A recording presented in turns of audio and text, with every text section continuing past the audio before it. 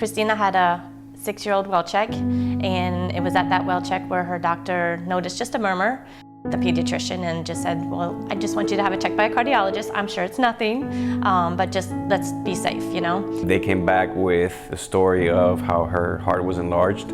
She has something called restrictive cardiomyopathy, and then from there, you know, began to panic. The prognosis for those children was very grim. It's heart-wrenching, it's devastating. It's such a specialized disease that there's no way that we could handle it locally. So he referred us to UF Health and Dr. Fricker. And he said, not right now, but most definitely probably at some point in her life, she will need a heart transplant. We went all over the country searching for second, third, fourth, fifth opinions.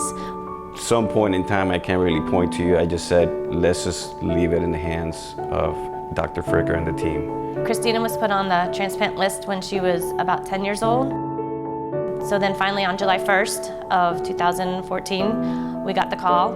We went through all the pre-checks and she had pneumonia, so we couldn't get the heart at that point in time. And it was really devastating because it took us 6 years to get that call. And then, we don't know, it could be another 6 years. For me, I always worried every day, you know, is it one flight of stairs that she runs and something's gonna happen and that's gonna be her last day? Is it gonna be her chasing her brother one day across the yard? You always have that in your mind, that one little thing could, you know, that could be the end, because I knew she was very fragile by the time that we got to this point. About 3 months later, we received the call again. And this time in my gut, I knew it was right. I knew that this was the time. This is the cooler with Cristina's new heart being wheeled into UF Health. This is the first time we were able to see and hear Cristina's new heart beating.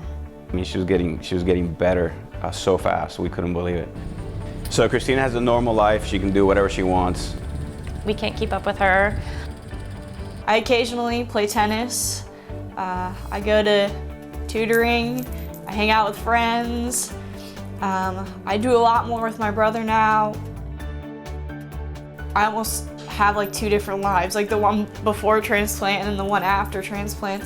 And this one is so much better.